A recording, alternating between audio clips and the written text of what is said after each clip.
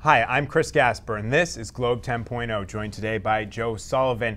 The Red Sox, they're struggling. They've lost 10 of 14 right now, 6-14 in the month of August. They're playing some listless baseball. The question is, though, have they given up, Joe? Do you get the sense that this team has quit on the season? Chris, I don't. I think that's look, they're losing, and they're playing poorly.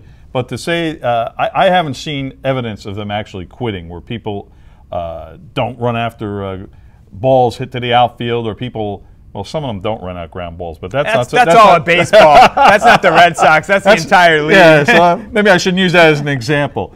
And look, I think pitchers are throwing the ball hard, trying their best. They're just not good enough.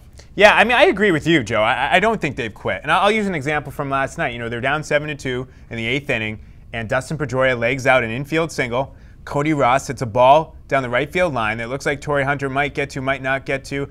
Pedroia takes off. He's flying around the bases. Hunter can't glove it. Pedroia never stopped running. I mean, to me, these guys are still hustling. Scotty Posednik, 3 for 5. He's hustling. I don't see a lack of effort. I just see a team that is sort of beaten down psychologically by everything that's happened this year, from the losing to the leaks to the toxicity in the clubhouse, whether it's between coaches and the manager, between the manager and players. I think these guys are just sort of beaten down and maybe looking towards the end of the season. And sort of now, really the realization I think, Joe, is sunk in is they're 6 games under 500. In their minds, we're not going to make the playoffs. Yeah, it really does look that way now. I mean, for a long time, we could look at the wild card standings and maybe think there was a chance they could get that the second wild card. I was trying to think of an adjective would say the bogus wild card berth. I'll call it that. Yeah.